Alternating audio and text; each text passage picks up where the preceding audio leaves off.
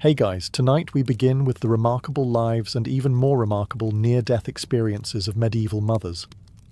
The women who braved childbirth in an era when your best prenatal care was a prayer, and your midwife also moonlighted as the village gossip. So before you get comfortable, take a moment to like the video and subscribe, but only if you genuinely enjoy what I do here. And let me know in the comments where you're tuning in from and what time it is for you. It's always fascinating to see who's joining us from around the world. Congratulations, you've managed to get pregnant without modern medicine, without ovulation tracking, and probably without much personal space. Welcome to medieval motherhood, where your womb is now public property and science is mostly vibes. You don't pee on a stick. Instead, you pee in a clay pot, and someone examines it for colour, bubbles, or whether it smells like female essence. That's the closest you'll get to diagnostics. One herbalist might drop a needle in your urine and watch to see if it rusts. If it does, you're with child. Or haunted. Maybe both. Naturally, you don't tell anyone right away, but your vomiting gives you away by day 3. Within a week, half the village is whispering about your condition, and the local midwife starts dropping heavy hints like, "Don't lift anything heavier than your own sin." Your diet becomes a circus of contradictions. No eels, they'll make the child slippery. No cabbage, it breeds flatulence and heresy. And absolutely no rabbit meat, unless you want your child to grow up with wild eyes.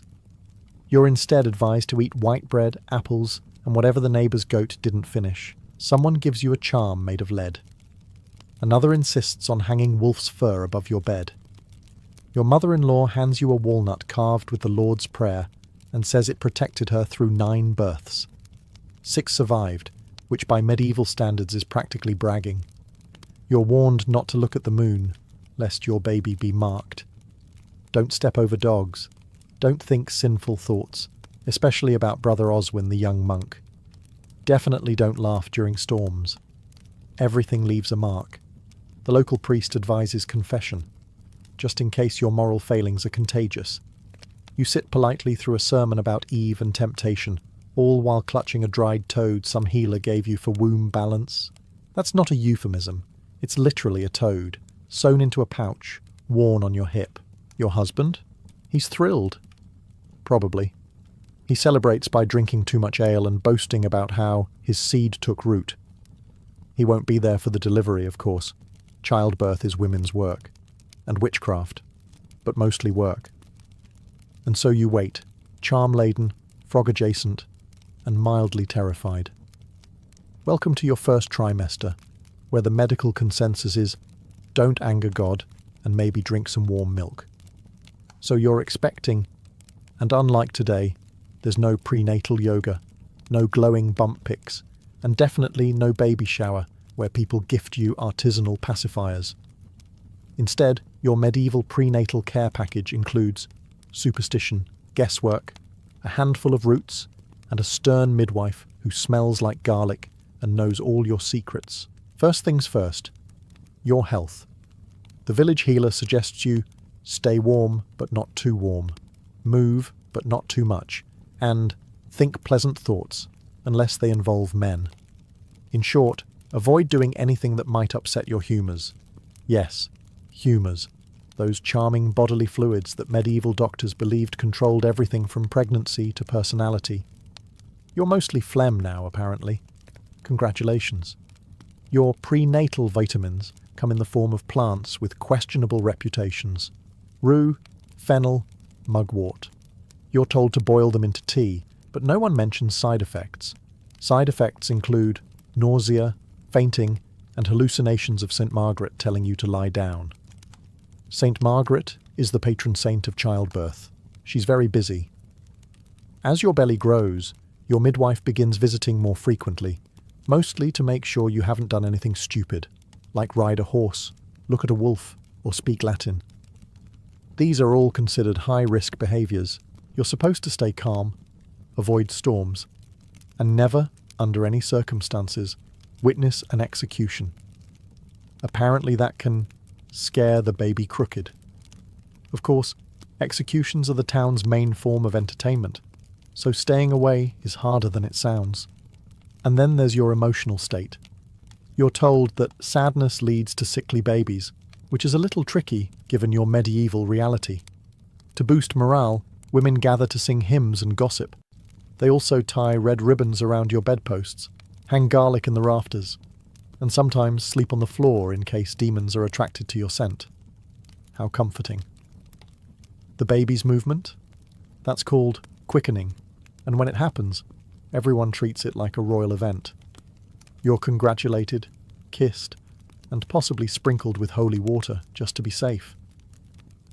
The midwife nods sagely and mutters, "A strong one. Probably not cursed." You spend your final months waddling around, avoiding stairs and trying not to sneeze too hard lest it trigger labour. And remember, no baths. You don't want to loosen anything. The big day has arrived. Not that you were given an ETA. There's no due date here. Just general groaning and a strong suspicion that if you drop a turnip, the baby might fall out too. Congratulations. It's time to be ushered into the sacred space known as the birthing chamber, which is, to be clear, just your bedroom, but darker, sweatier, and inexplicably filled with women carrying herbs. First step, block out the light. Windows are covered, candles are dimmed, and no man is allowed inside. Why? Because bright light is thought to confuse the baby, or summon demons, or make you sin with your eyes. It's unclear. What you can see in the dim glow are bundles of dried lavender, mugwort, and nettles hanging from the rafters. You're told they will calm the womb and protect the soul. You try not to question this logic, especially as one of them smells suspiciously like soup. The village midwife arrives, wearing what could generously be described as a blood-stained apron and a look of ancient competence. She's brought her tools, a birthing stool, a bucket of hot water, some cloths, and a crucifix. Possibly also a knife. Try not to ask questions. You're told to breathe, not too fast, not too slow, and definitely not loud enough to scare the baby. You're placed on the birthing stool, which is basically a wooden chair with a hole cut out of it, designed to let gravity do the heavy lifting. Comfort is not a priority. The women around you chant prayers to St. Margaret and occasionally toss holy water on your ankles. One of them waves a relic over your head. Another knits. Apparently it helps set a calming tone. Someone hands you a warm drink that tastes like wine and regret. And then you scream. Loudly. You try not to because women are supposed to be brave. But let's be honest. The stool is hard, the room is stuffy, and there's a woman rubbing goose fat on your thighs while reciting a psalm. This isn't spa day. This is childbirth, medieval edition. Outside, your husband paces nervously, or drinks, or sleeps. He will hear of the baby's arrival when someone shouts from the window, "It is done!" If anyone deserves sainthood in this whole process, it's the midwife. She's not just your birth assistant. She's the commander-in-chief of medieval womb warfare. Think battlefield medic meets therapist meets herbalist, with a dash of exorcist just in case things get weird. Your midwife, let's call her Agnes, because statistically that's probably her name, has seen it all. She's delivered more babies than the average monk has copied psalms. She walks in like she owns the room, carrying a bundle of herbs, a small wooden cross, and the air of someone who will not tolerate screaming unless it's constructive. Agnes isn't certified. Her qualifications are passed down through whispers, observation, and surviving childbirth herself, usually multiple times. Her medical kit includes a birthing stool, a knife, for cutting cords or maybe warding off demons, a few dried roots, and a strong pair of hands, and perhaps most importantly, an unshakable poker face. She sets the tone. If she's calm, everyone's calm. If she raises her voice, someone is probably about to die. But usually, she's busy muttering phrases like, "That's normal," "The blood looks fine," or "Keep breathing," or "I'll slap you." She knows exactly when to rub your back, when to hold your hand, and when to tell your mother-in-law to shut it. She's also memorized all the appropriate prayers, one for safe delivery, one for stillbirth, one for twins, and one for deliver this poor soul from whatever curse her mother gave her. Midwives have a strange social status. On one hand, they're respected. They keep villages alive, after all. On the other, they're watched closely. Too much success, and people whisper, witch.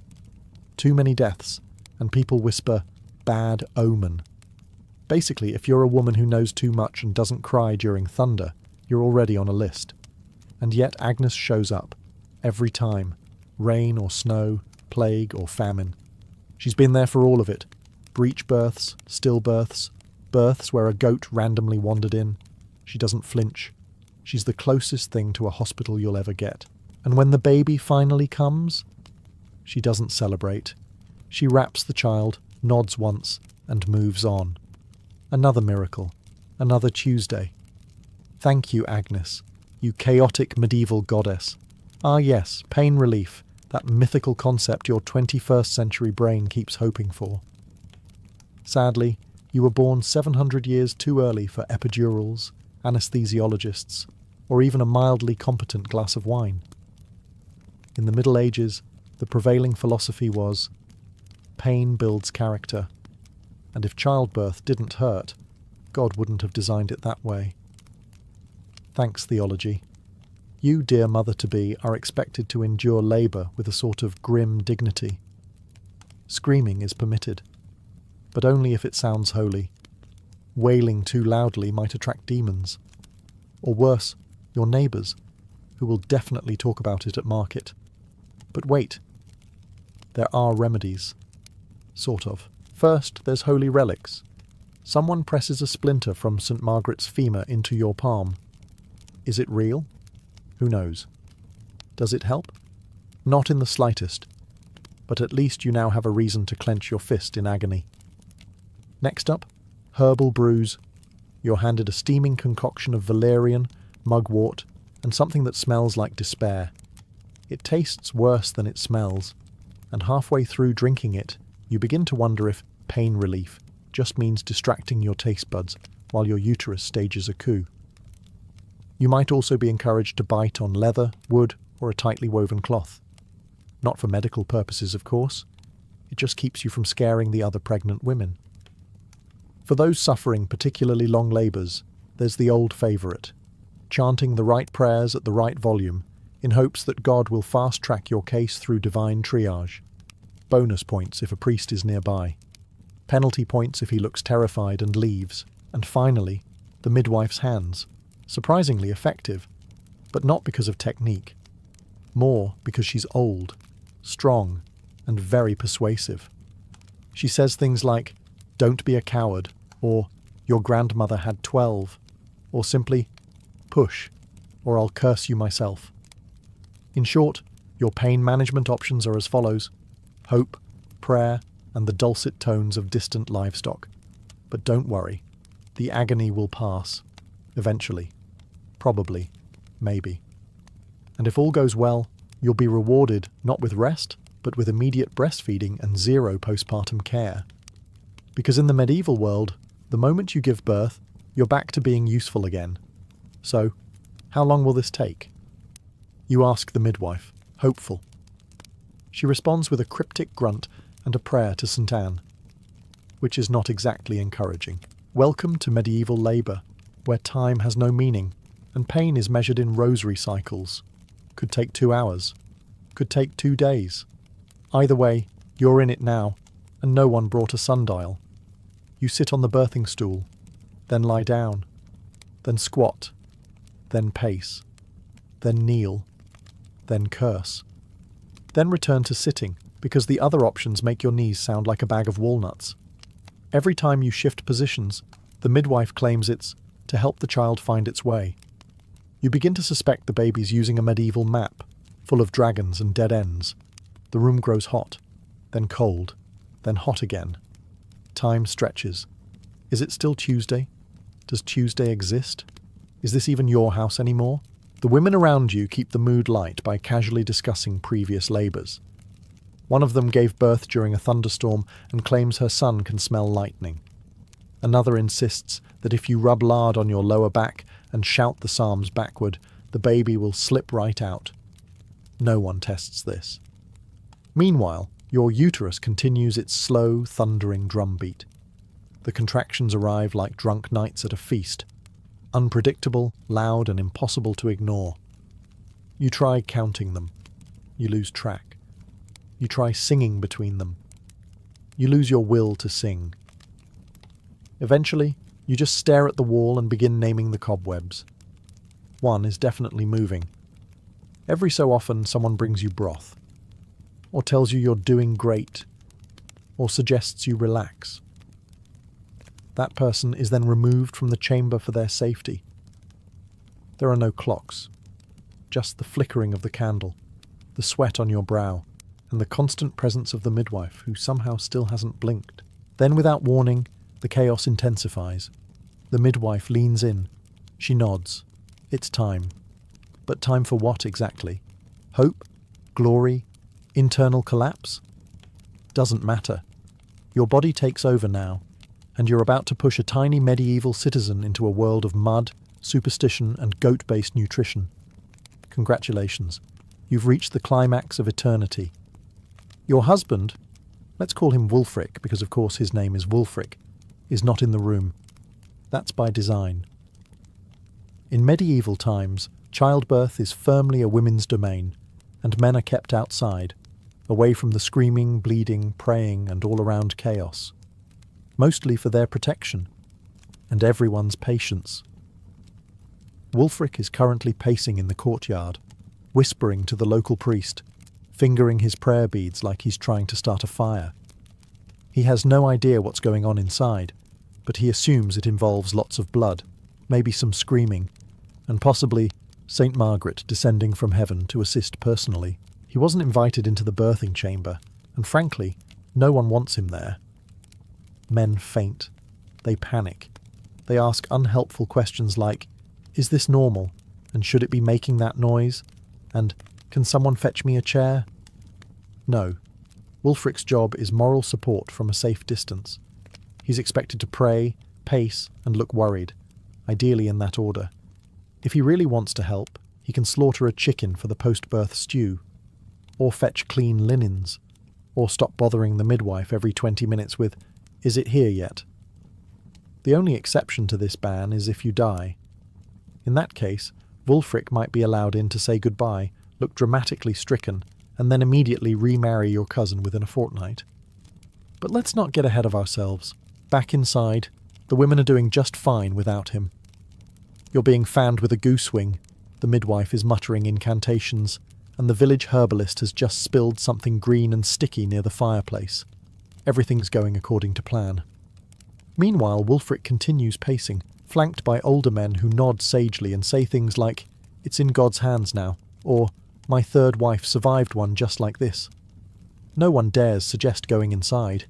The last man who tried was slapped by a midwife and excommunicated for impertinence. In short, childbirth is women's work. Men may contribute at the beginning and celebrate at the end, but in between, their best strategy is to stay out of the way and try not to weep into the turnips.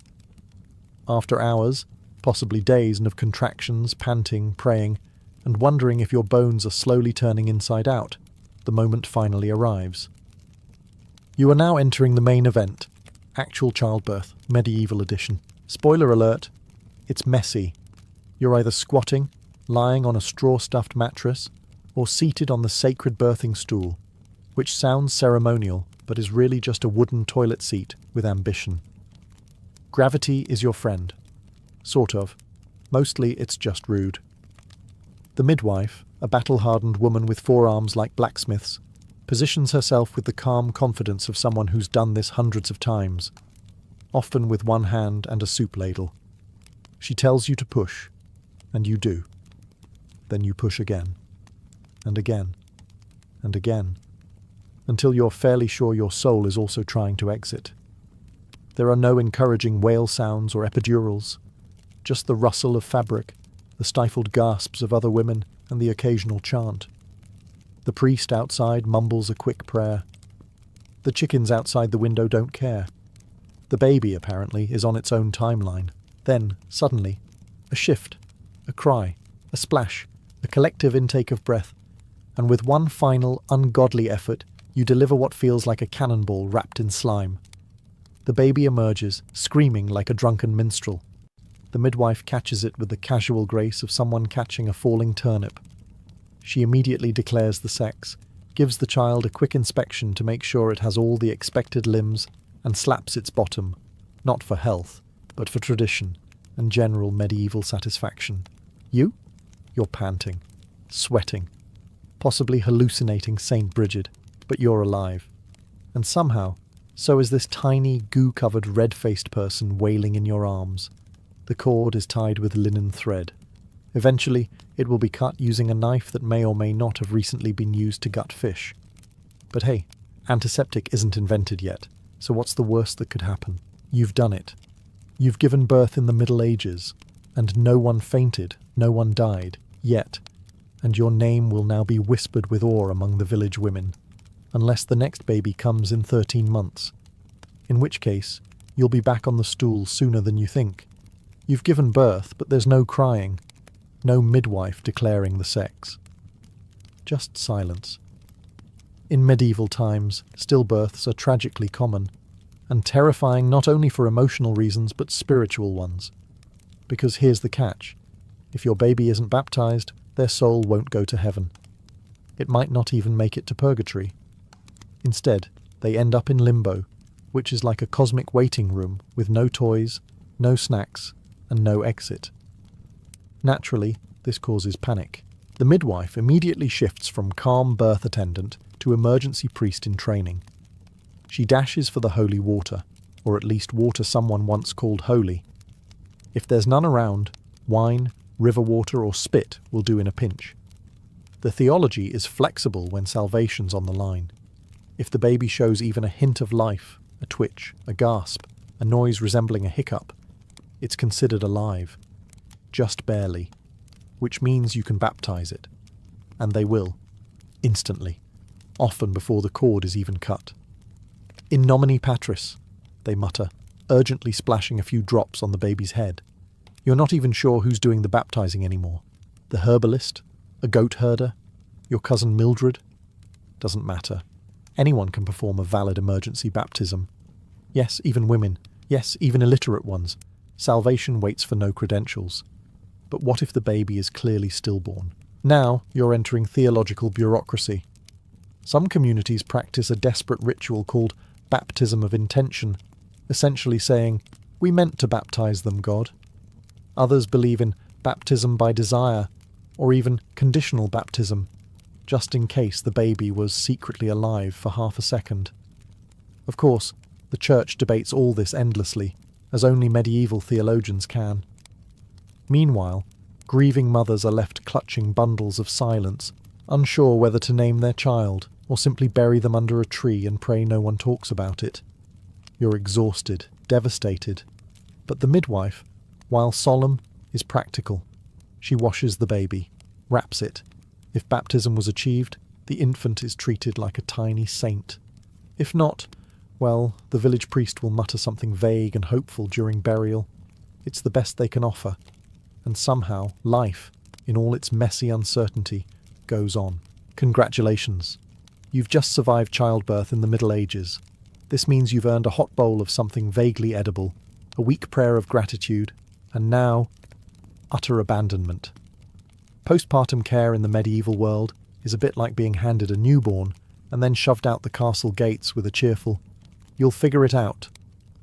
Because while the birth was an all-hands-on-deck event, with midwives, wise women, herbalists, and at least one curious chicken, aftercare is less organised. You're bleeding, sore, and probably running a fever. The midwife has packed up her talismans and goose feathers and is already halfway to another village.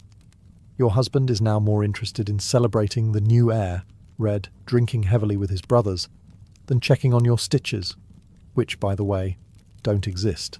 There is no concept of pelvic rest, no lactation consultant, no soothing ice packs, just linen cloths, herbal compresses of unknown origin, and the hope that your uterus knows what it's doing. Oh, and let's not forget your other children. Yes, those sticky, plague-ridden bundles of joy. They still need feeding, dressing, and yelling at. Ideally by you, because the village doesn't pause for a postpartum nap. You've got chores. Sheep don't milk themselves after all. Feeling faint from blood loss? That's normal. Experiencing melancholy? That's demons. If you cry too much or seem distant, the priest might be called to sprinkle you.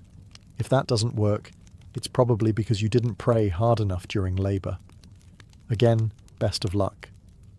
In some communities there's a churching ritual, a formal purification to let you return to society, because obviously childbirth made you spiritually unclean. Until then, you're basically in quarantine, but without the luxury of being left alone. You might get a few gifts: bread, maybe some cheese, possibly a second-hand baby blanket someone found in a chest. No casseroles, no flowers, definitely no congratulatory Instagram post. The baby gets all the attention. You get back to work. Your recovery plan is simple. Don't die. If you can manage that, you're doing better than at least 30% of your peers. You've bled, screamed, torn, emotionally or otherwise, and survived the battlefield that is medieval childbirth. Surely now you get a reward. Perhaps a feast? A long nap? A warm bath? No. What you get is churching. Roughly 40 days after giving birth, assuming you haven't died, been accused of witchcraft, or become a ghost, it's time for your spiritual hygiene check. According to church doctrine, you are ritually impure because of all that messy, mortal, womanly bleeding you did. Not sinful per se, just icky. And so, your local priest will now perform a delightful public ceremony to cleanse your soul and officially welcome you back into the holy and socially acceptable fold. Think of it as a medieval re-entry permit. You dress in your best, try to hide how utterly exhausted you still are, and walk to the church, or hobble, depending on how things healed. You might carry a candle, not for symbolism, but to avoid being mistaken for a ghost. Once inside, the priest recites a few prayers. He thanks God that you, a vessel of both life and problematic fluids, did not die in the act of creating another soul. Then, and only then, are you allowed to enter the sacred parts of the church again. Yes, that's right. You've been banned from church for over a month, because birth makes you spiritually radioactive. The ceremony is quick, awkward, and a little insulting. But hey, at least you get to sit down without anyone whispering about your unclean presence. It's also your first real social outing since childbirth, so you smile through the nonsense, nod during the psalms, and pretend the whole thing isn't just a sanctified version of "go wash your hands." Some women, ironically, look forward to churching. Not for the purity, but because it means they can leave the house without being accused of tempting demons or spoiling the crops with their aura. Afterward, you're a free woman again, free to go to mass, free to walk in the marketplace, and tragically, free to become pregnant again. The cycle has been reset. God has forgiven your uterus. The villagers stop side-eyeing you, and you can now touch holy water without anyone hissing. Progress. You've named the baby, baptized it, and you've even managed a few hours of sleep that didn't involve hallucinating St. Margaret riding a goat. You might be thinking, we made it. Not so fast. In medieval times, infant mortality wasn't just common. It was expected. Roughly 1 in 3 babies never made it past their first year. Your village might have more tiny graves than living toddlers, and you'll quickly learn why most people didn't bother stitching the baby's name into anything until the 2nd birthday. That adorable little bundle currently drooling on your arm. He's up against a gauntlet of hazards: fevers, dysentery, pneumonia, plague, starvation, and whatever was floating in the family well that day. And of course, teething, which the church hadn't yet labelled a mortal danger, but every mother knew could still take a child. You do what you can. You swaddle. You breastfeed. You pray to St. Anne, St. Margaret, St. Bridget. Really anyone who might have pull with the celestial childcare department. You keep the fire going, tuck dried herbs under the cradle, and ward off evil spirits with an iron nail hammered into the doorframe. Because if death doesn't get your baby, the fairies might. Yes, some believe that sickly infants aren't sick. They've been swapped. A healthy baby stolen by woodland creatures and replaced with a changeling. Solutions vary. You might leave the baby overnight on a dung heap to scare the fairies off, or hold them over fire while reciting the Lord's Prayer. It's not medicine, but hey, it's medieval parenting. If your baby dies, you'll bury them quietly. There are no grief counsellors, no casseroles, just a small wooden marker and a whisper to the priest. If the child was baptized, you can take some comfort knowing they're now in heaven. If not, well, the theology's murkier, and yet somehow families keep trying. You might name the next child the same as the last. Recycling names like hand-me-down shoes. No one blinks. Grief is so woven into the fabric of life that it's practically embroidery. So yes, don't get too attached, but do. Because love is defiant, even when the odds are laughably unfair. And in the medieval world, surviving infancy is the real miracle. Welcome to the next phase of medieval motherhood, feeding the baby, also known as attempting to keep the tiny human alive using two leaky, unregulated medieval devices strapped to your chest. If you're lucky, your milk comes in. If not, you're already behind on medieval parenting's impossible checklist. Breastfeeding is the default, but it's also something of a gamble, like trying to churn butter with anxiety and no sleep. You try. You really do. You sit by the hearth, baby latched maybe, midwife shouting advice like a medieval lactation coach with no formal training but plenty of opinions. Rub goose fat on the nipples. Avoid cold bread. Pray to St. Agatha. She had her breasts removed, so she'll understand. Some days it works. Other days, the baby wails and your breasts feel like stone. Which brings us to wet nurses. If you're a noblewoman, or just very desperate and have a few coins to spare, you may outsource your milk supply. Wet nurses are women who've recently given birth themselves and now serve as professional human bottles. This arrangement is both practical and fraught with class-based tension, jealousy, and a strong scent of goat. Hiring a wet nurse comes with rules. She must not have sex. It'll spoil the milk. She must not eat garlic. Same reason. And she definitely mustn't get too attached to your baby, because heaven forbid someone show consistent affection. She's basically the Uber Eats of the feudal era, but with moral warnings from the church and far more saliva. If you're not rich, you might try animal milk. Cow, goat, or, in one ill-fated case, pig.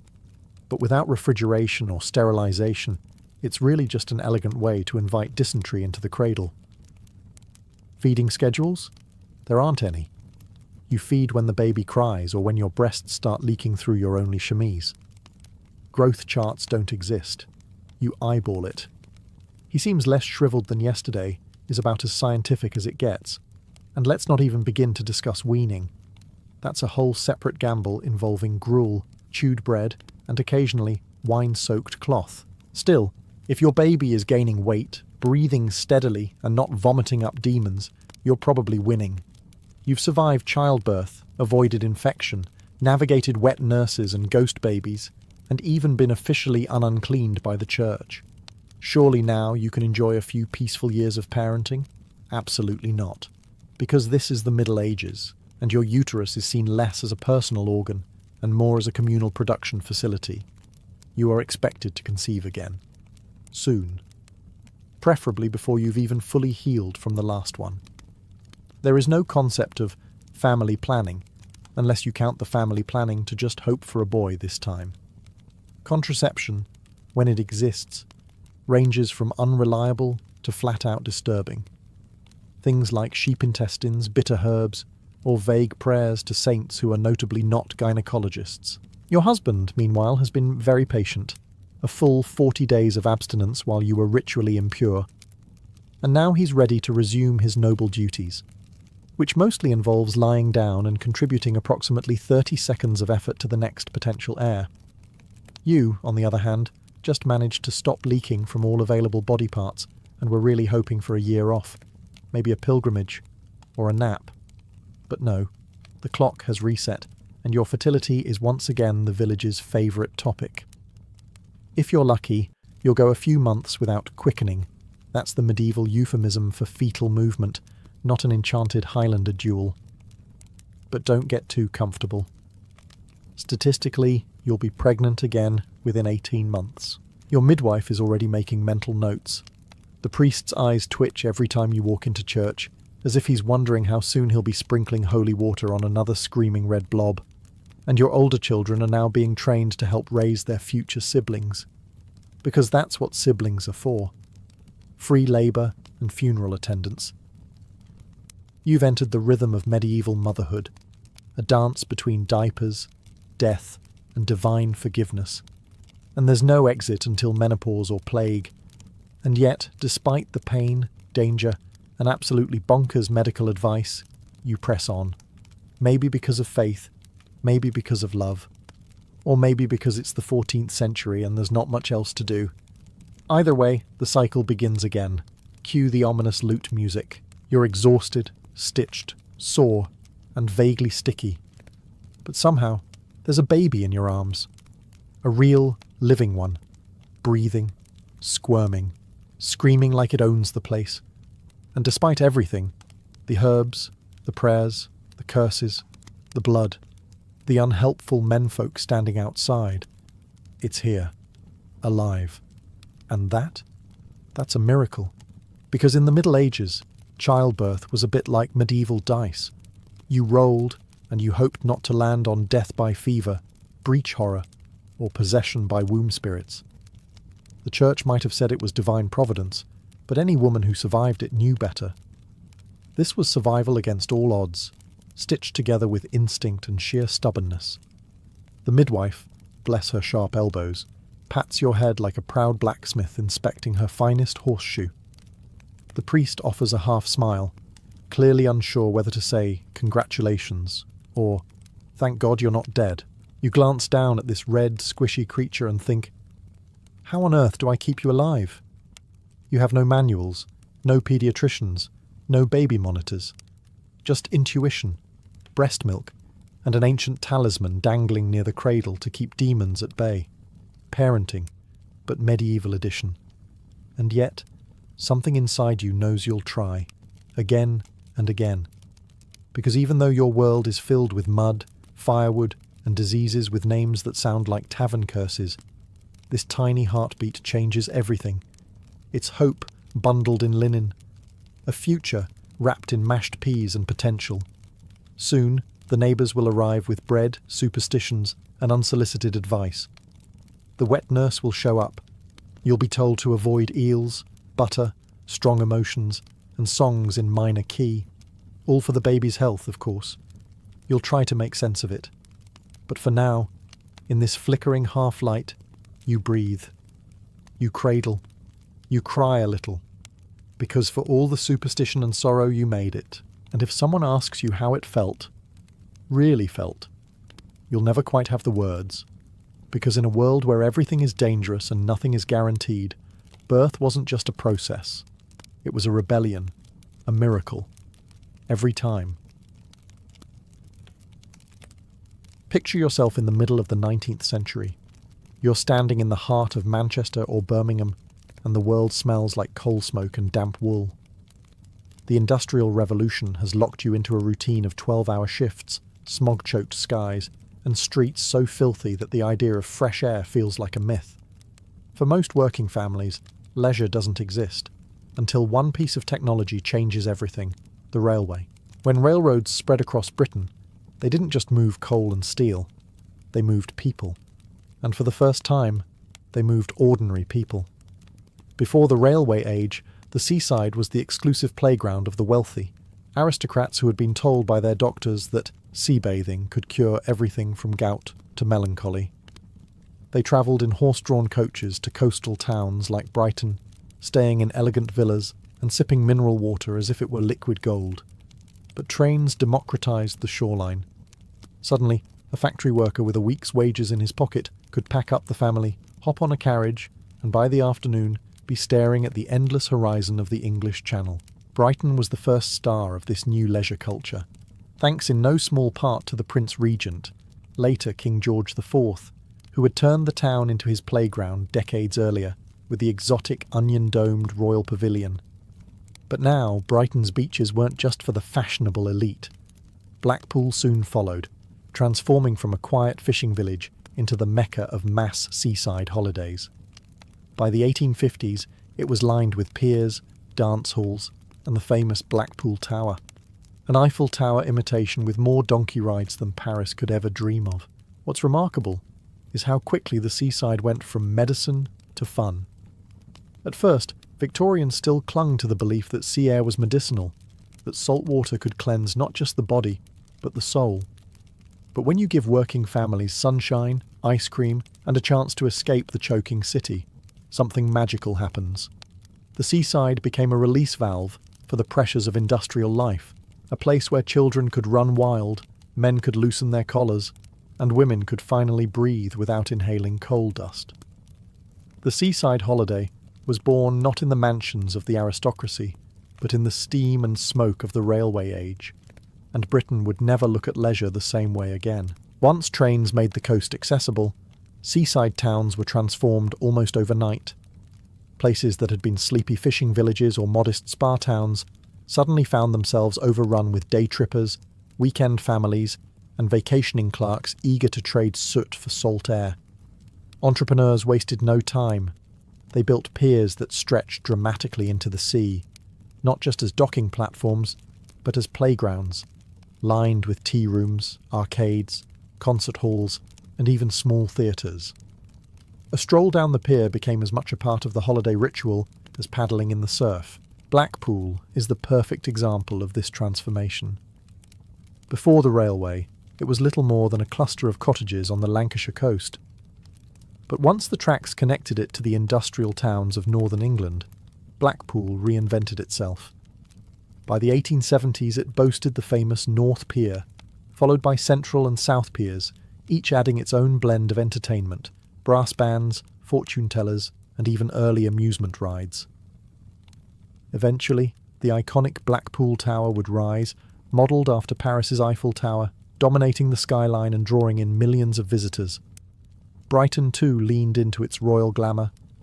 It had long basked in the glow of George IV's Royal Pavilion, but now it became a fashionable hub for both the wealthy and the working classes. Its promenade bustled with visitors in their Sunday best, women in long dresses with parasols and men tipping their hats, while vendors shouted about oysters, sweets and seaside souvenirs. For Victorians, these resorts represented something new: leisure as a commodity. This was the first time entire towns were built not for work, not for worship, but for play. Everything was designed to entertain, distract, and delight.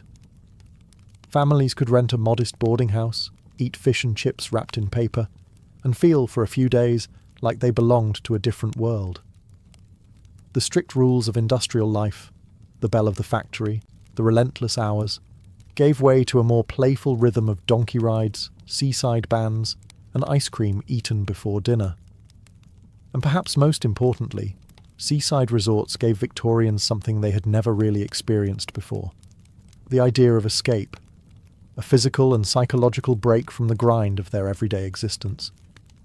Whether for a day trip or a fortnight, the seaside holiday created a new culture of fun, one that promised refreshment, laughter, and just a touch of sand in your shoes. If there's one image that sums up Victorian seaside culture, it's the bathing machine. These odd little wooden huts on wheels looked a bit like oversized garden sheds, except they were designed to roll straight into the sea. Why? Because Victorians had an obsession with modesty that extended even to splashing in the waves. For women in particular, bathing in public was a delicate matter. Society demanded that female bodies remain hidden, yet doctors and holiday guides swore by the health benefits of sea bathing. The solution? A horse, or sometimes sheer manpower, would haul the bathing machine down the sand and into the shallows. Inside, a woman could discreetly change into her voluminous bathing costume, which looked more like a layered dress than swimwear.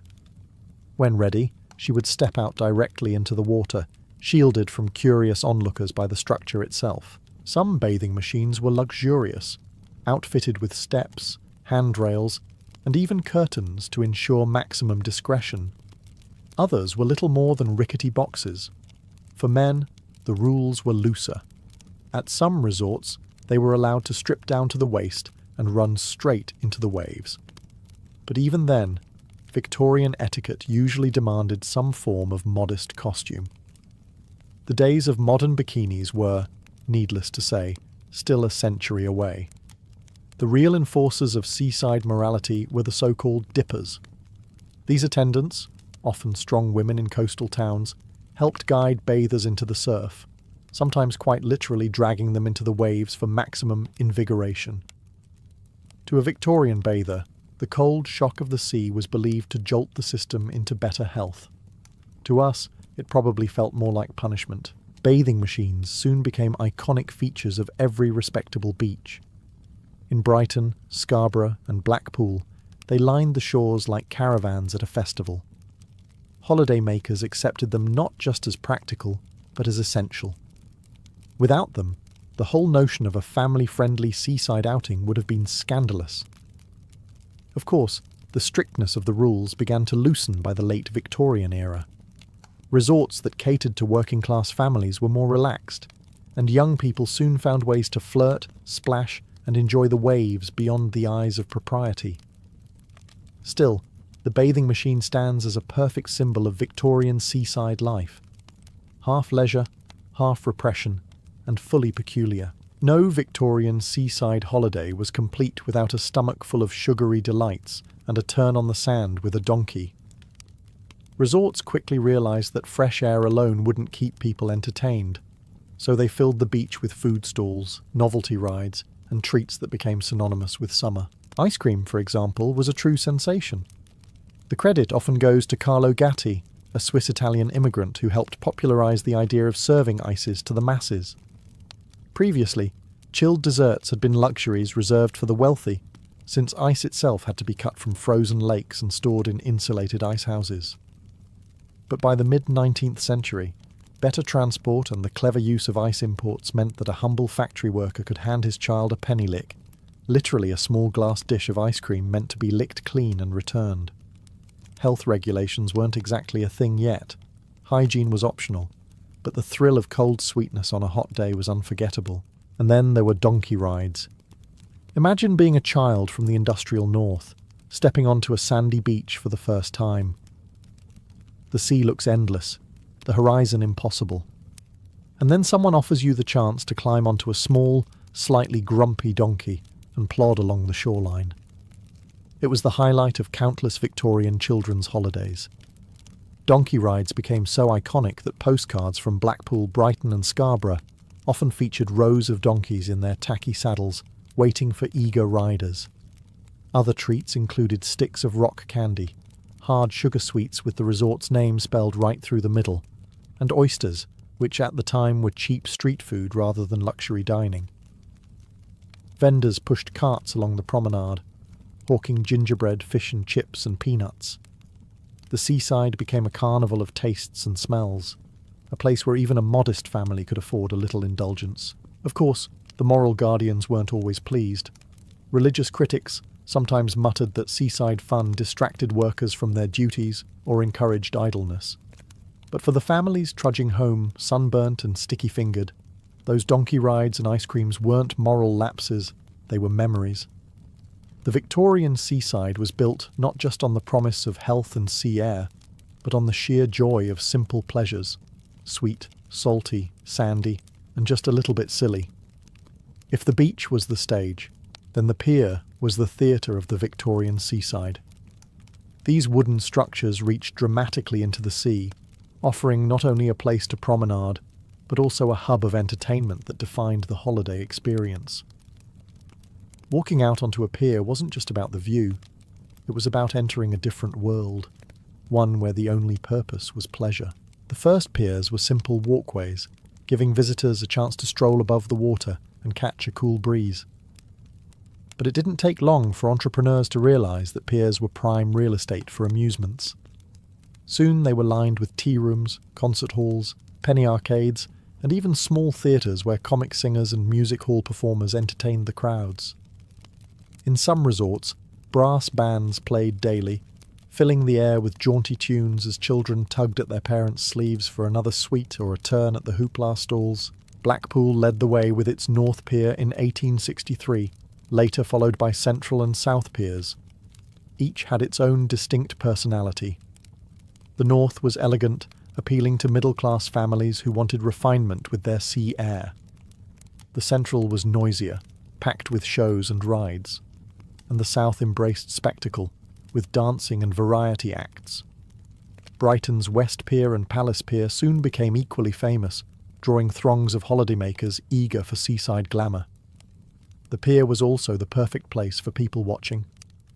Victorians loved a good promenade. Men and women, dressed in their finest holiday clothes, would walk slowly up and down, exchanging nods and glances, as though the pier were one long catwalk. A seaside stroll could lead to flirtation, gossip, or simply the joy of being seen. For working families, the pier represented something radical, a space where everyone was invited. You didn't need to be wealthy to enjoy the brass band or the comic routines. A penny could buy you laughter, a memory, or at least a sticky bag of toffee. The seaside pier turned leisure into something collective, where the classes mingled, boundaries blurred, and the waves below kept up their endless applause. In short, the pier was where Victorian Britain learned how to have fun together. Sunburn, silly songs, and all. For Victorians, the seaside wasn't just about fun, it was also about health. In fact, the whole seaside craze began with doctors recommending salt water and sea air as miracle cures. Long before donkey rides and sticks of rock candy, the beach was a kind of outdoor hospital. Physicians claimed that a plunge into the cold waves could strengthen the constitution, clear the lungs, and even calm the nerves. Parents were told to bring sickly children to the coast, convinced the bracing winds could restore weak bodies. But this medical angle was always entangled with morality. A seaside holiday had to be respectable. That meant strict rules on how one behaved on the beach.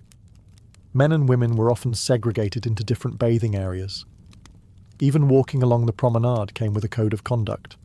Ladies with parasols, men in suits, no bare skin except for hands and faces. Resorts wanted to attract families, not scandal, and yet the seaside also tempted people to relax social rules. It was one of the few places where men and women of different classes might mingle in the same space, united by a craving for sunshine and a paddle in the sea. For religious reformers and moral watchdogs, this was alarming. Some sermons thundered that seaside resorts encouraged frivolity, vanity, and even sin. Young couples strolling along the pier or sharing a bag of sweets were viewed with suspicion, as if sugar and sea spray could lead to moral collapse. Still, for most Victorians, the seaside cure was both physical and emotional. Escaping the smoke-filled towns, feeling the sun on their faces, and hearing the crash of waves was a kind of therapy. Even if the medical claims were exaggerated, the relief was real. Families returned home healthier in spirit, if not in body, ready to face the grind of factory life once more. In this way, the seaside became a strange blend of doctor's prescription and family playground. It promised both virtue and indulgence, a place where you could heal your lungs with salt air, but also ruin your teeth with peppermint rock. And perhaps that paradox was exactly why it worked. Victorian Britain was obsessed with class, and nowhere was this more visible than at the seaside. The train may have opened the coast to everyone, but how you experienced it depended entirely on your place in the social hierarchy. For the upper and middle classes, the seaside was an opportunity to display refinement. They stayed in elegant hotels, rented well-furnished houses, and promenaded in carefully tailored clothes. At Brighton, the fashionable could still bask in the aura of royal patronage, strolling past the onion domes of the pavilion, or enjoying exclusive concerts. The pier, for them, was a place to be seen as much as to see, an outdoor stage where appearance mattered. Working-class families, by contrast, had a very different holiday. They might cram into cheap boarding houses, sleep several to a room, and eat simple meals of bread, cheese, and fish bought from street vendors. Their leisure was louder and more physical. Donkey rides for the children, fairground amusements, and dancing in packed halls. Blackpool became their capital, offering entertainment that didn't require deep pockets. For many factory workers, just walking barefoot on sand was luxury enough.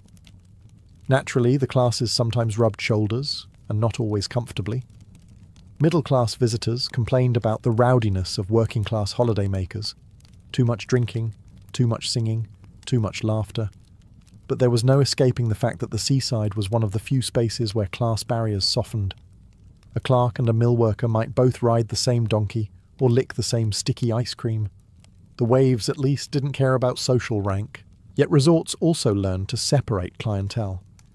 Some beaches designated specific areas, quiet zones for the well-to-do, livelier stretches for the masses. Boarding houses advertised themselves as respectable, a coded term meaning no working-class lodgers. Even the piers developed identities. Refined promenades for some, noisy arcades for others. Still, the seaside hinted at a new kind of social mixing. For a brief holiday week, families who rarely left their industrial towns found themselves alongside lawyers, doctors and merchants, all chasing the same sea air. It wasn't equality, but it was proximity. And for Victorian Britain, that alone was remarkable. The seaside was both a mirror of class divides and a rare space where they could blur, however awkwardly, under the glare of the summer sun. For Victorian children, the seaside was nothing short of paradise. At home, their lives were often cramped and disciplined.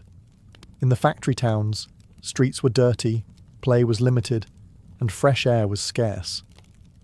But on the beach, suddenly, there was space to run, water to splash in, and an endless supply of sand waiting to be moulded into castles.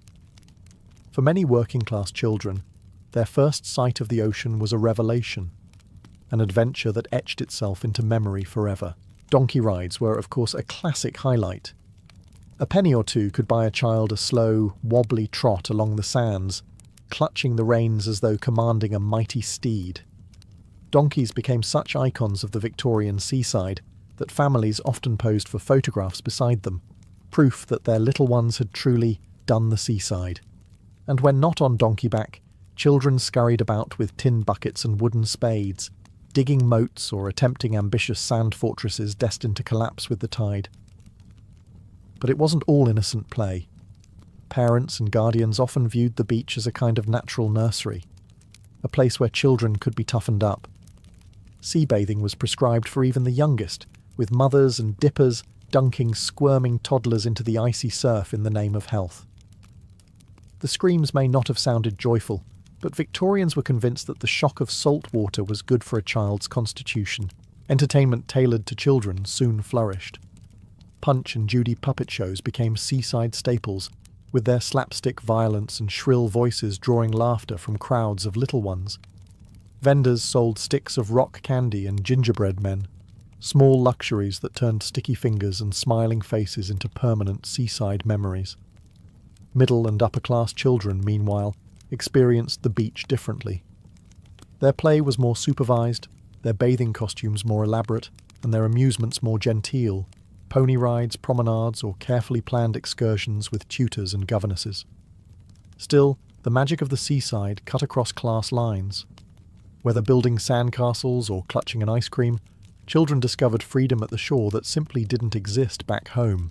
The seaside, in many ways, redefined childhood for the Victorians. It offered play, health, and escape all rolled into one. For parents, it was therapy. For children, it was wonder. And together, these families helped shape the seaside into the playground of a nation. By the time Queen Victoria's reign drew to a close in 1901, the seaside holiday had gone from an eccentric medical ritual to a cornerstone of British culture. What had begun as a doctor's prescription and a royal fad had transformed into a national tradition, one that would shape leisure for generations. The railways were key. They didn't just connect towns to beaches, they connected people to the very idea of escape. For the first time, working-class families experienced leisure as something they could buy, not just dream about. Blackpool, Brighton, Scarborough, and countless smaller resorts thrived because they offered the same promise: a temporary break from the grinding routine of industrial life. The infrastructure built in this period also left a permanent mark. The piers, promenades, and pavilions of the Victorian age became icons of the British coast. Blackpool Tower, Brighton Pier, and the grand hotels of Scarborough still stand today as reminders of a time when holiday-making was both spectacle and necessity. Even the humble bathing machine, long obsolete, survives in postcards, paintings, and museum exhibits, symbols of Victorian modesty and eccentricity rolled into one. More importantly, Victorian seaside holidays reshaped attitudes toward family life, leisure, and health. They made play legitimate. They taught a nation that taking time away from work wasn't laziness, it was refreshment. For children, they created magical memories of sand, donkeys, and ice cream. For adults, they offered a glimpse of freedom, even if only for a week. Of course, the seaside would continue to evolve in the 20th century. Amusement parks, cinemas, and later cheap overseas flights would change holiday culture forever. But the Victorian foundations remained. Without the railway day trippers and donkey rides, there would be no Butlins camps, no package holidays, no cheap flights to Spain.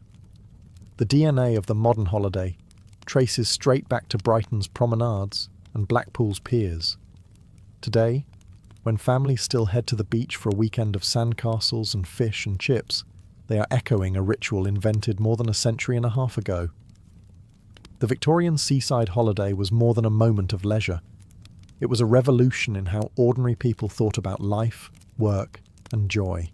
And that legacy still lingers with every stick of rock and every squeal of gulls above the shore. For the Apache, health was never simply about the body. It was a matter of living in harmony with the land, the spirits, the ancestors, and the community. To be healthy was to be in balance, and to fall ill was to have drifted out of step with that delicate order. The Apache understood life as an interconnected web where the physical, spiritual, and emotional threads were all tightly woven together. Target one thread through misfortune, wrongdoing, or even an encounter with hostile spiritual forces, and the whole web could unravel. Illness, therefore, was not just a fever or an injury. It was a sign that balance had been disturbed. A hunter who disrespected the animal he killed might find himself plagued with weakness. A family that quarrelled endlessly might bring sickness into their home. Even dreams could warn that the spirit was uneasy and that healing was needed before the trouble grew worse. For the Apache, every sickness had both a visible cause and an invisible one, and both needed attention. The land itself played a central role in this philosophy.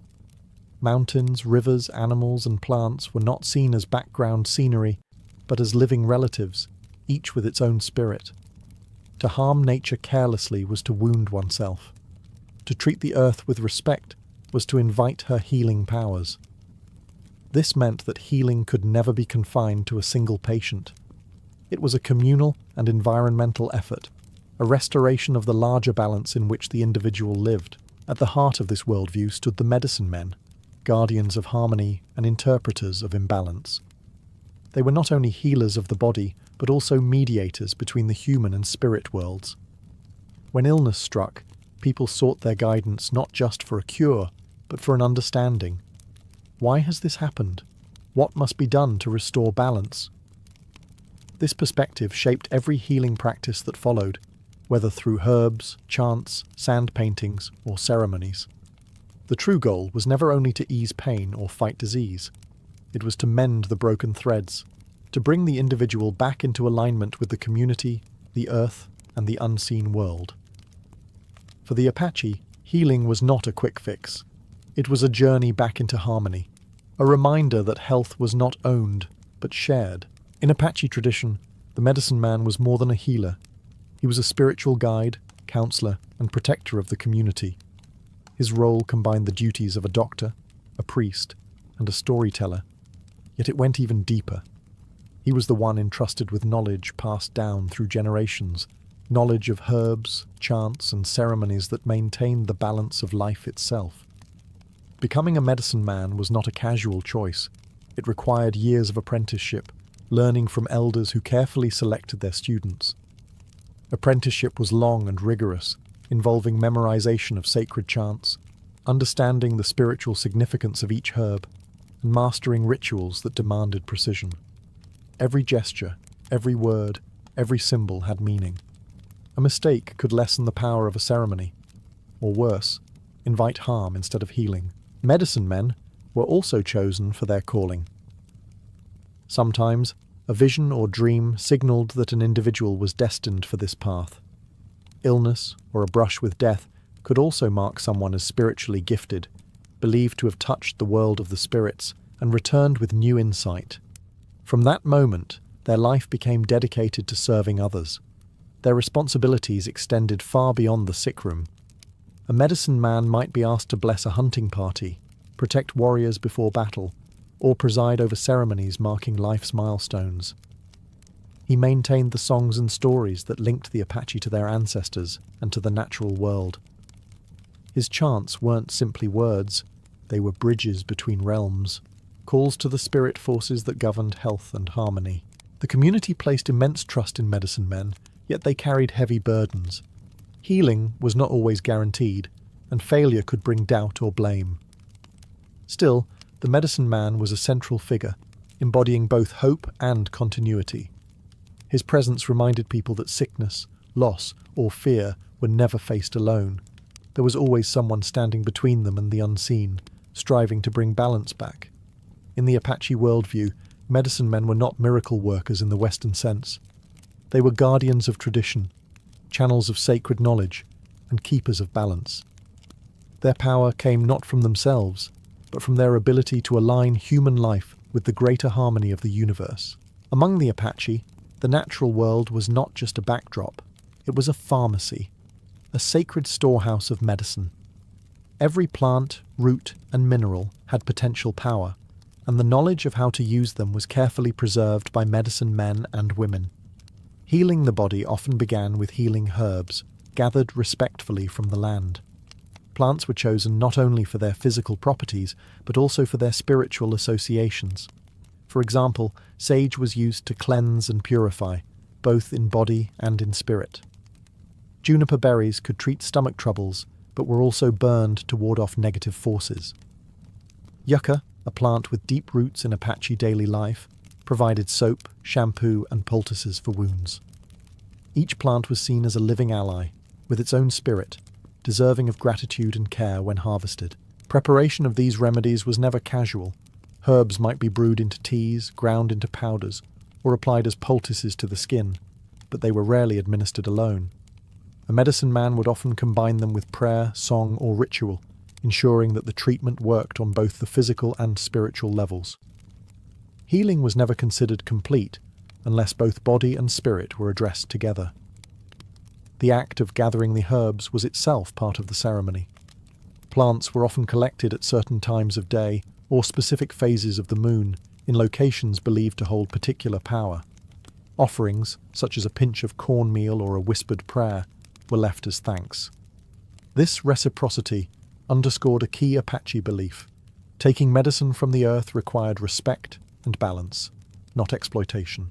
What might strike outsiders as folk remedies were in fact part of a sophisticated system of knowledge. Generations of observation, trial, and spiritual practice informed which plant healed which ailment. And while Western medicine often dismissed such traditions as superstition, many of these herbs did indeed contain healing compounds later discovered by science. But for the Apache, the plants were never merely chemicals. They were living partners in the act of healing, and to use them without prayer or respect was to miss the point entirely. Healing with herbs was not just about curing sickness, it was about restoring harmony between humans and the natural world. In Apache healing, words were never just words. Spoken or sung with intention, they became medicine in their own right. Chants and sacred songs were believed to carry power, bridges between the human and the spiritual realms. To heal the body, the spirit had to be called into harmony, and chants were the language that made this possible. A healing chant was not improvised. Each song was part of a carefully preserved tradition, passed down through generations of medicine men. Some chants lasted only a few minutes, while others could extend through long ceremonies, unfolding in rhythmic patterns that mirrored the cycles of nature: the rising of the sun, the phases of the moon, the flowing of rivers. The words themselves were often combined with sounds that imitated the natural world: bird calls, rustling winds, the steady beat of a drum echoing a heartbeat. Chants were used for different purposes. Some were prayers for protection, sung before hunts or battles. Others were designed to cure specific ailments, calling upon spiritual forces to drive out sickness.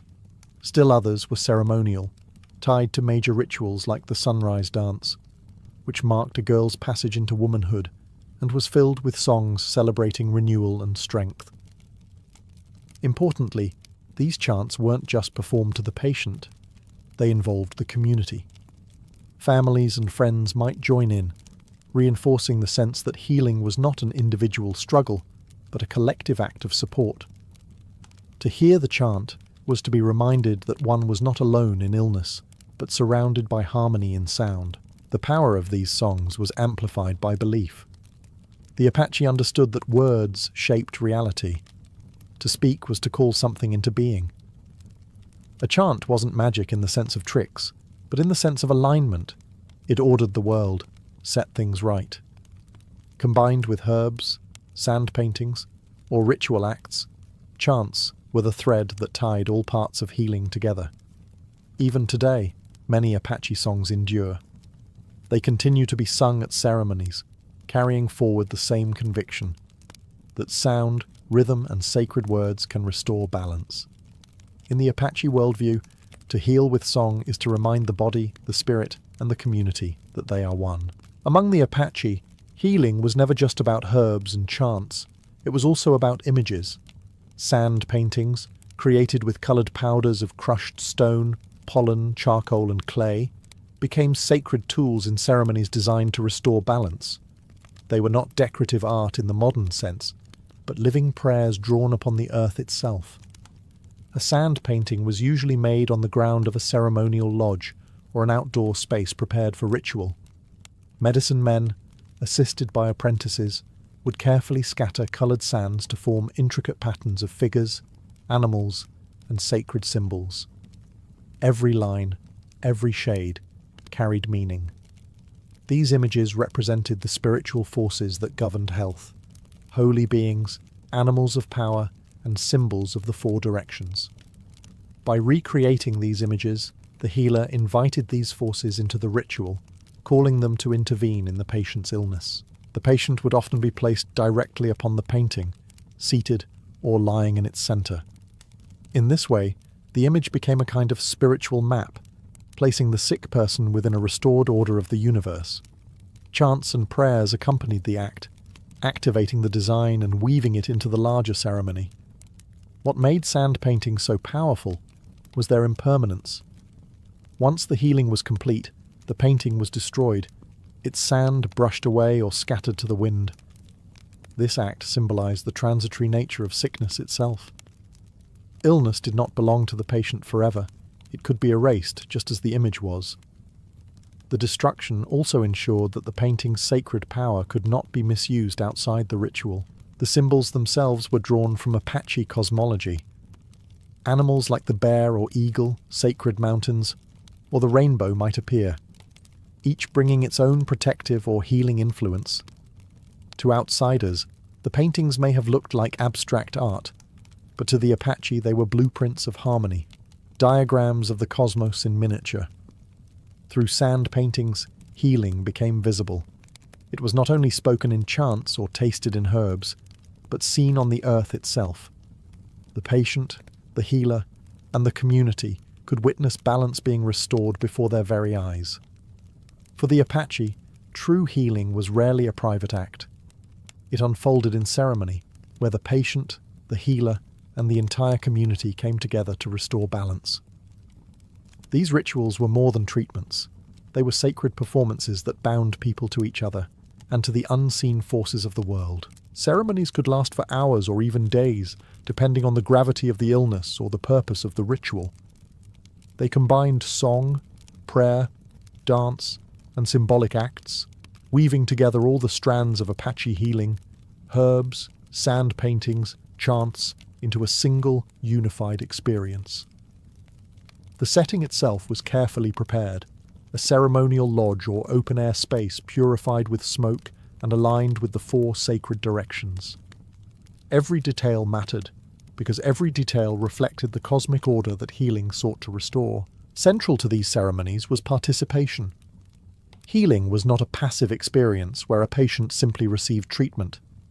Instead, the patient became the focus of collective energy, surrounded by family, friends, and fellow tribespeople who added their prayers and presence to the process. In this way, illness was addressed not as a private misfortune, but as a disruption that touched the entire community. When one person was out of harmony, everyone felt it. One of the most important ceremonies was the night chant, a ritual that invoked powerful holy beings to cleanse sickness and restore health. Another was the sunrise dance, often performed for young women coming of age, which symbolized renewal, fertility, and the strength of life. While not always strictly medical, these ceremonies underscored the Apache view that health was inseparable from life's major transitions and spiritual milestones. The ceremonies also carried immense psychological weight. The rhythm of the chants, the colors of the sand paintings, the collective beat of the drums, all created an atmosphere of awe and hope. For the patient, the experience was transformative, a reminder that they were supported not only by their people, but by the spirits themselves. Through ceremony, the Apache affirmed their most important truth. Healing was about more than curing the body. It was about restoring the circle of family, of community, of nature, and of spirit. To be healed was to be placed once more in harmony with all that existed. For the Apache, healing could never be separated from the land. Mountains, rivers, animals, and even the wind were considered living relatives, each with its own spirit. To be healthy meant being in balance with these forces, and illness often reflected a disruption in this relationship. Healing, then, required not only tending to the body, but also mending ties with the natural and spiritual worlds. Medicine men often led patients into sacred spaces, mountain foothills, riversides, or secluded groves, where the presence of nature itself was part of the cure. These places were chosen not at random, but because they were believed to be dwellings of holy beings, or sites where spiritual energy was especially strong. To pray in such a place, surrounded by the voices of birds and the scent of herbs, was to step into a living sanctuary. Animals, too, were part of this balance. The eagle, for instance, symbolized strength and carried prayers skyward with its feathers. The bear was revered as a healer, its spirit called upon to grant endurance and power. Even smaller creatures, like insects, held lessons, reminders of persistence, adaptability, or community. By recognizing the wisdom in all beings, the Apache affirmed their place within a much larger circle of life. Ritual acts often reinforced this relationship. Offerings of cornmeal or pollen were made before harvesting medicinal plants, acknowledging that taking from the earth required giving back. Ceremonies invoked the 4 directions: east, south, west, and north, each representing a different aspect of life and health. By aligning with these forces, the healer restored harmony not only within the patient, but between the patient and the universe itself. This approach also emphasized humility. Humans were not masters of nature, but participants in a shared world. Illness was a sign that the balance of that world had been disturbed, whether through personal choices, community conflict, or even disrespect toward the land. Healing was therefore not about conquering disease, but about repairing relationships with self, with others, with the environment, and with the spirits that watched over all. Through this worldview, the Apache offered a profound lesson: that true health is not an individual possession, but a state of harmony sustained by every living connection. In Apache culture, illness was never borne by the patient alone. Sickness was seen as a disruption of harmony that touched the entire community, and so healing became a collective responsibility. Family, friends, and neighbours all took part in the process, ensuring that the patient was supported physically, emotionally, and spiritually.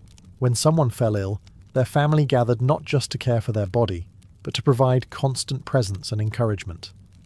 Food was prepared communally, children were watched by relatives, and prayers were offered in unison. This solidarity lessened the burden of illness, reminding the patient that they were woven into a living network of care. Healing was as much about restoring bonds with loved ones as it was about easing pain. Ceremonies amplified this sense of togetherness. When chants were sung or sand paintings made, it was rarely a solitary act. Dozens of voices might join in the songs, their rhythms carrying the patient's spirit upward. The entire community became part of the ritual, each participant lending their strength to the restoration of harmony. This shared energy created a powerful psychological and spiritual atmosphere, one where the patient knew that they were not battling sickness in isolation. Children, too, were included in these rituals. They learned by watching, listening, and participating, ensuring that the traditions of healing and support passed naturally from one generation to the next. To grow up in this environment was to understand that health was communal, not individualistic. The community's involvement also reflected Apache values of reciprocity. Just as one person's illness could unsettle the group, so too could their healing strengthen it. When a patient recovered, gratitude was expressed not only to the spirits and the medicine man, but also to those who had stood by them. This cycle of mutual support created resilience, reinforcing the idea that no one could truly be well unless the community itself was balanced. In many ways, this collective healing was the greatest medicine of all. While herbs soothed and chants aligned the spirit, it was the steady presence of kin and neighbours that reminded each person of their place in the circle of life. Health was not a private achievement, it was a gift shared by all. Although centuries have passed and modern medicine now dominates much of the world, Apache healing traditions continue to endure, adapted, preserved, and remembered as a vital part of cultural identity. These practices are not relics locked in the past, but living traditions that still guide many Apache families in how they view health, balance, and the world around them. The emphasis on harmony between body, spirit, nature, and community remains deeply relevant today. Many Apache people continue to turn to ceremonies, songs, and herbal remedies not only for healing, but also for maintaining spiritual strength in daily life. Even when hospitals and clinics are used for physical treatment, traditional practices often accompany them, ensuring that the spiritual side of illness is not neglected.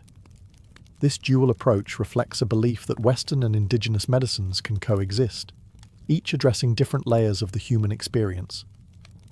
Sand paintings, chants, and ceremonies are also preserved as part of cultural education. They are performed not only for healing, but for the teaching of younger generations. Each ritual becomes a classroom, passing on stories, songs, and values that ensure continuity of Apache identity. The sunrise dance, for example, still stands as a powerful ceremony of renewal, tying together health, spirituality, and cultural pride. These traditions also speak to a broader audience beyond the Apache. In a world where modern medicine sometimes struggles to address mental health, loneliness, and the stresses of disconnection from nature, the Apache worldview offers an alternative perspective. It suggests that true healing requires more than medicine bottles and diagnoses. It requires belonging, respect for the environment, and a sense of harmony with forces larger than oneself. Despite centuries of displacement, hardship, and pressure to abandon their customs, the Apache have safeguarded their healing ways. Elders, medicine men, and cultural leaders continue to emphasize that these practices are not just alternative medicine, but an entire philosophy of life. They remind us that to be healed is not simply to survive, but to live in balance, with the earth, with others, and with one's own spirit. The legacy of Apache healing endures as a testament to resilience. It carries forward the wisdom that health is not only a condition of the body, but a harmony of the whole, echoing across generations and reminding us all that balance is the truest medicine. In the medieval world, marriage was never just a private matter. Today, we think of weddings as deeply personal, two people choosing to share their lives. But in the Middle Ages, a wedding was as much about families, land, alliances and reputation, as it was about love. And because marriage was treated as a public contract, so too was its most intimate moment, the wedding night. A marriage wasn't truly considered valid until it had been consummated. In other words, until the couple had physically sealed the deal. To modern ears, this might sound invasive, even absurd, but for medieval communities, sex on the wedding night was proof that the marriage existed in both body and law. Without consummation, a union could be annulled and property or inheritance rights thrown into question. The stakes were high, and so the act was ritualized, watched, and documented. In aristocratic households, the bedding ceremony was an essential part of the festivities. Guests often escorted the bride and groom to their chamber in a noisy procession filled with music, laughter, and bawdy jokes. Sometimes, relatives or attendants would literally tuck the couple into bed, pulling the covers up and offering blessings or teasing encouragement. In certain cases, witnesses were expected to remain in the room until the marriage was considered well and truly joined. Privacy was a luxury, and for newlyweds, it was often in very short supply. For peasants, the rituals were less formal, but no less communal. Villagers might gather outside the bridal chamber, singing ribald songs or banging pots to mark the occasion. Fertility charms, herbs, amulets, or symbolic foods were often placed near the bed to ensure that the night was fruitful. Because children were the ultimate goal of marriage, the pressure to consummate quickly was enormous. The church, too, had its eyes on the wedding bed. Priests preached that sex within marriage was not sinful but blessed, provided it was done with the intent of producing children. Yet rules abounded. Certain holy days prohibited intercourse, and certain positions were discouraged as improper. Even behind closed doors, the act was tightly policed by moral and spiritual expectations. In short, the medieval wedding night was never just about two people exploring intimacy. It was a public, ritualized event loaded with legal, religious, and social weight. The community had a stake in it, and the couple's first night together was treated less as a private memory and more as the final act of a binding contract. If there was one medieval ritual guaranteed to make the modern mind squirm, it was the bedding ceremony. For newlyweds, the first night together was less about whispered intimacy and more about being paraded, tucked in, and sometimes even observed by half the household. It was part comedy, part ritual, and very much a community event. In noble and royal weddings, the procession to the bedchamber was a performance in itself. Guests, often tipsy from hours of feasting, would accompany the couple through the halls with music, laughter, and teasing. Some sang bawdy songs, others shouted jokes or offered fertility blessings, while attendants carried torches to light the way. In some regions, the bride's shoes or stockings were stolen, supposedly ensuring fertility, though it mostly ensured a raucous chase. Once inside the chamber, the real ritual began. The couple was often undressed by attendants, sometimes down to their linen shirts, in full view of select witnesses. The bride was ceremoniously laid in bed first, followed by the groom, and the two were literally tucked in by friends and relatives. In aristocratic settings, bishops or high-ranking clergy sometimes gave a blessing over the bed itself, asking God to sanctify the union and grant children. Did people stay to watch what happened next? In some cases, yes. Particularly in royal or political marriages, witnesses might linger until they were satisfied that the couple was settled for the night. In extreme situations, usually to secure proof of consummation, trusted attendants remained until the act was, at least in part, completed. This was rare for ordinary folk, but crucial for dynasties, where legitimacy of heirs was everything. For common villagers, the bedding ceremony was less formal but no less noisy. Friends might escort the couple to their cottage while singing crude songs, banging pots, or throwing grain as a fertility charm. Privacy was still minimal.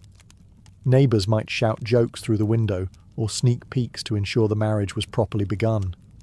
To the medieval mind, all of this made perfect sense. Marriage was not private property, but a public contract, and the community had every right to ensure it was sealed. The bedding ceremony, however strange it appears to us, was seen as both protection and celebration. protection against doubts about legitimacy, and celebration of a union that bound two families, two fortunes, and hopefully the next generation. If the medieval wedding night was the grand finale of the day, then fertility was its headline act. The entire ritual of marriage revolved around producing children, and couples were surrounded, sometimes smothered, by charms, superstitions, and symbolic acts, meant to guarantee that the bride's womb would not remain empty for long. One of the most common practices was the use of fertility foods. Guests might scatter wheat, oats, or barley on the marriage bed, symbols of abundance and new life.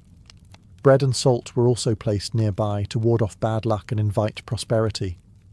Eggs, unsurprisingly, were associated with fertility, and in some regions, brides ate them before the wedding night to ensure conception. Honey, with its sticky sweetness, was consumed in large amounts, so much so that the very word honeymoon reflects this ancient association with marital fertility. Amulets and herbs were another layer of protection. Brides sometimes wore charms stitched discreetly into their gowns or hidden in their jewellery. Rue, a bitter herb, was believed to protect against infertility and the evil eye, while rosemary was used to strengthen love and memory. In some households, sprigs of juniper or yarrow were tucked under the bed, said to encourage both passion and fertility. Superstitions extended even to timing.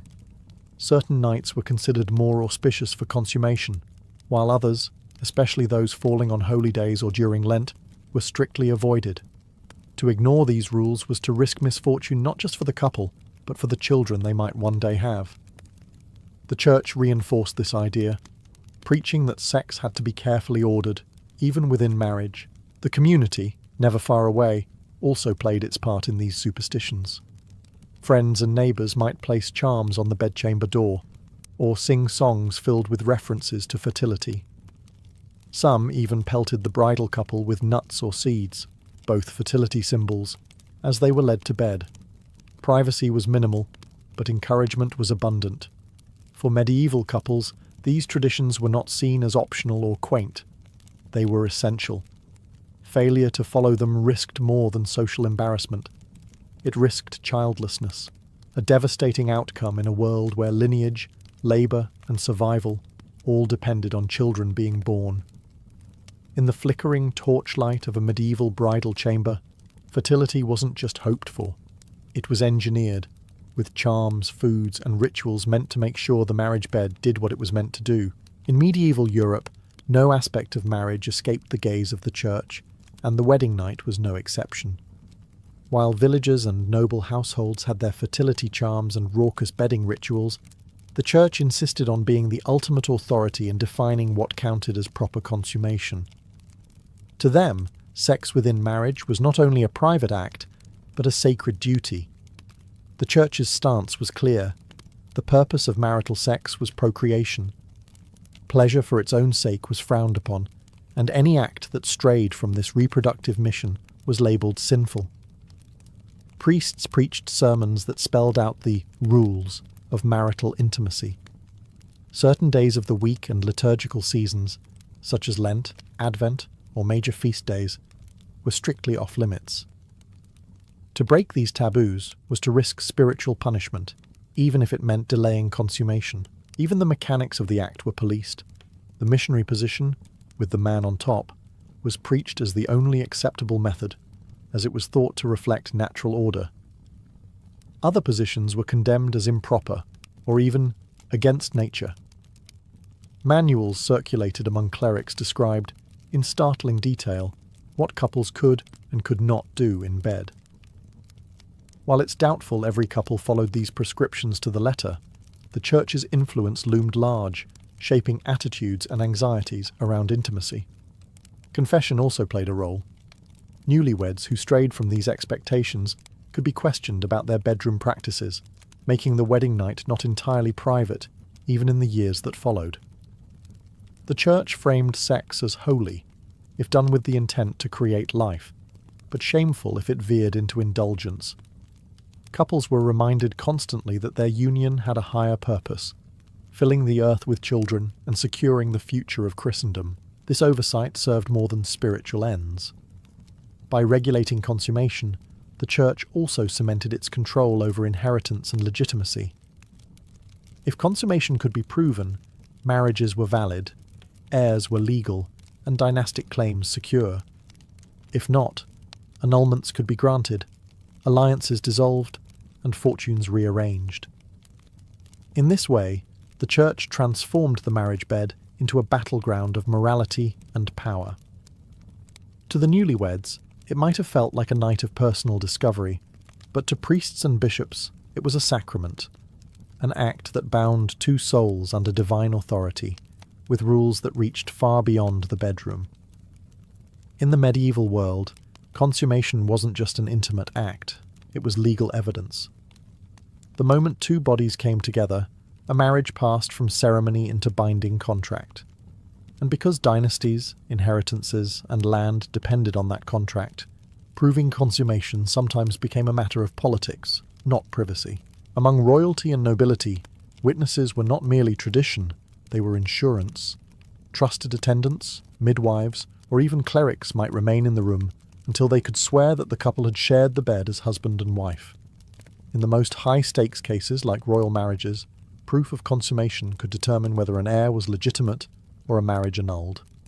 A king or noble might use failure to consummate as grounds to escape an unwanted alliance.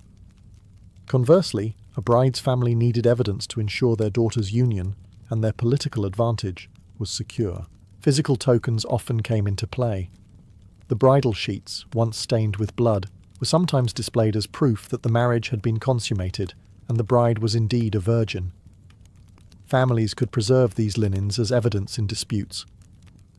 While this practice varied across regions, its existence highlights how invasive and public the private act became. A single sheet could mean the difference between an unshakable marriage bond and a scandal that rocked kingdoms. For peasants, the politics were less dramatic, but still real. A man accused of failing to consummate his marriage might face ridicule, fines, or even annulment. In some communities, neighbours expected to hear signs of the wedding night's success, whether through noise, jokes shouted through the window, or in some cases the display of symbolic tokens the next morning. The idea of proof was never far from anyone's mind, no matter the class. The church courts, too, were deeply involved. Records show countless cases where couples argued over whether a marriage had been consummated. If one spouse claimed impotence, or if no children came, the matter could end up in ecclesiastical courtrooms, where physicians and priests tried to determine the truth of what had, or hadn't, happened. In short, consummation was less about intimacy than about legitimacy. What happened in the bedchamber echoed in courts, villages, and royal palaces. For the couple, it might have been an awkward or anxious night. For everyone else, it was evidence, proof, and politics rolled into one. Few concepts carried as much weight in medieval marriage as virginity. For brides in particular, chastity was not just a personal virtue, but a commodity that shaped alliances, dowries, and family honour. The wedding night became the ultimate test, and the pressure to demonstrate purity was immense. Virginity was tied closely to religious ideals. The Church exalted the Virgin Mary as the model of womanhood, and brides were expected to reflect that purity until the moment of consummation. A virgin bride symbolized innocence, obedience, and the promise of fertility once united with her husband. Failure to prove this purity could stain not only her reputation, but that of her entire family. This expectation gave rise to rituals surrounding proof. As mentioned earlier, blood-stained sheets were sometimes displayed after the wedding night, tangible evidence that the bride's hymen had been broken. Families could keep these linens as legal proof if disputes arose over legitimacy. Of course, not every wedding produced such evidence, biology being less cooperative than social custom, but the symbolism carried enormous power regardless. For men, the rules were far looser. While noble grooms were sometimes expected to show moderation before marriage, virginity was not demanded of them in the same way. A groom might enter the wedding bed with sexual experience, and in some circles, this was even considered a benefit, ensuring he could consummate quickly and produce heirs. This double standard highlights how purity was less about morality and more about controlling women's bodies and reputations. Virginity also carried political weight. Royal and aristocratic marriages often hinged on the assurance of a bride's chastity. If a princess or noblewoman was rumoured to be anything less than untouched, alliances could crumble.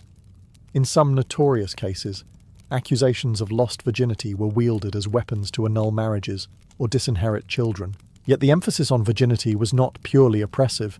It also reflected the community's obsession with lineage. A bride who was unquestionably pure ensured that the children born from the marriage could not be contested.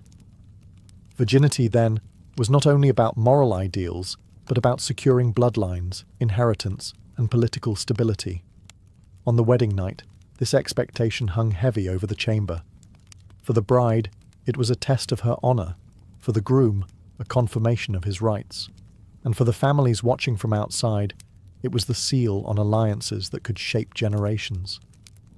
For all the official rules set by the church, the medieval wedding night was also wrapped in layers of superstition and folk magic. Families feared that bad luck, jealous neighbours, or even dark forces might interfere with a couple's first union, so protective rituals became just as important as the ceremony itself. One common practice was the use of charms hidden in the bridal chamber. Herbs like rue, rosemary, or yarrow were tucked beneath the mattress or woven into garlands hung over the bed. Each plant carried symbolic power. Rue was thought to drive away the evil eye, rosemary brought fidelity and memory, and yarrow promised fertility. These protections worked on two levels, warding off spiritual threats and reminding the couple of the virtues expected in marriage. Fire and iron also played important roles. In some regions, an iron key or knife was placed near the bed to scare off evil spirits, since metal was believed to repel supernatural forces. A candle might be left burning overnight to guard against mischief from witches or demons, whose envy was thought especially dangerous to newlyweds. Folklore also dictated what should not happen on the wedding night. Shoes placed the wrong way, a bed facing the wrong direction, or certain unlucky numbers of guests present at the bedding could all invite disaster. Couples and families took these warnings seriously, often adjusting rituals to avoid bad omens. Beyond protection, magic was also used to encourage fertility and passion. In some places, brides carried small amulets made of carved bone or shells, believed to quicken conception. Special potions, brewed from honey, herbs, or even animal parts, were sometimes quietly prepared and consumed before the night began. While the church frowned on such superstitions, they remained stubbornly popular at every level of society. Community participation in these rituals added to the mix of belief and spectacle. Guests might sing songs laced with magical invocations, or sprinkle grain, nuts, or even symbolic liquids around the doorway of the chamber. These acts blurred the line between joke and charm, reinforcing the idea that marriage was a communal affair, guarded by tradition and ritual. Ultimately, the medieval wedding night was not only a test of love and legitimacy, it was also a spiritual battlefield. Between holy blessings, whispered prayers, and magical protections, newlyweds lay at the centre of a storm of beliefs, each one aiming to ensure that their union was safe, fertile, and unbreakable. For all its ritual and solemnity, the medieval wedding night was also a stage for laughter, nerves, and immense pressure. Newlyweds did not slip quietly into privacy. Instead, they carried the heavy weight of expectation, family honour, fertility hopes, and sometimes even political stability, into the bedchamber. It is no wonder that anxiety was often laced with humour as a coping mechanism. For brides, especially young women married off in their teens, the wedding night could be a source of real fear. Many had little or no knowledge of sex, save for vague warnings or whispered advice from female relatives. The emphasis on virginity added to the tension. The expectation of bleeding, the fear of pain, and the knowledge that sheets might be scrutinised the next morning made the first night a daunting trial. Grooms, too, were not immune to pressure. A noble groom's ability to consummate swiftly and successfully was a matter of family pride. Failure could lead to humiliation, annulment, or worse, political disaster. Impotence, whether temporary or permanent, was not simply a personal matter, but a public scandal. In lower classes, while the stakes were less dynastic, the ridicule of neighbours and friends could be cutting. This anxiety often gave rise to humour, both supportive and cruel. Guests outside the chamber might sing bawdy songs, make ribald jokes, or bang pots and pans, both to lighten the mood and to mock the couple. These noisy traditions were part entertainment, part pressure, reminding the couple that their private act was very much a public concern. Even inside the chamber, humour had its place. Some attendants, especially in noble households, might offer playful encouragements or jokes as they prepared the bed. Fertility charms themselves sometimes carried a comic edge. Symbolic foods, phallic objects, or songs filled with double meanings. Laughter, however awkward, helped diffuse the tension. Yet beneath the jokes lay real stress. Failure to perform could ruin reputations. Success, on the other hand, brought relief not just to the couple, but to the watching families, who celebrated the sealing of the union with renewed festivities the next day. Thus, the medieval wedding night existed in a strange balance, half burden, half comedy. It was a moment of intense personal vulnerability played out under the gaze and the jokes of the entire community. By the late Middle Ages, many of the more extreme rituals surrounding the wedding night began to soften. But the legacy of these traditions left an indelible mark on European marriage culture.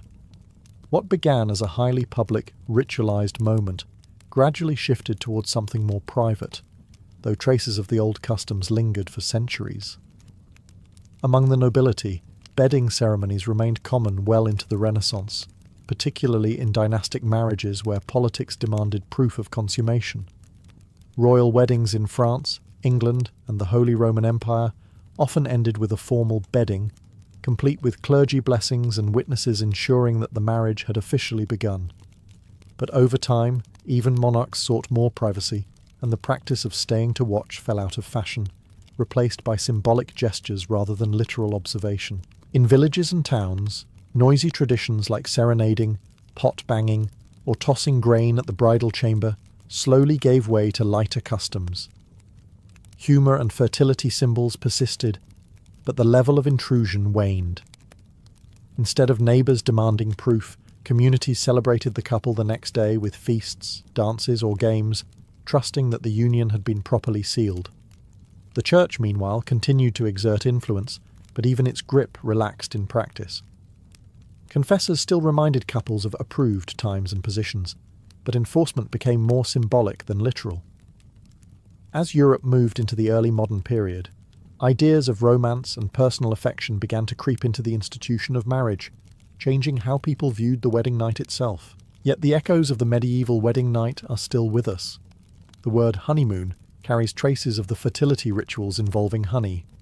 The tossing of rice at weddings echoes the old practice of scattering grain for fertility. Even the focus on the first night as a significant milestone reflects the medieval insistence that consummation was the true seal of marriage. Looking back, the medieval wedding night was a strange mix: sacred duty, political contract, fertility ritual, and community entertainment. To the people of the time, none of this seemed invasive. It was simply how marriages were secured and celebrated. For us, it's a reminder of how much marriage has always been shaped not just by love, but by the social, religious, and cultural forces of the world around it.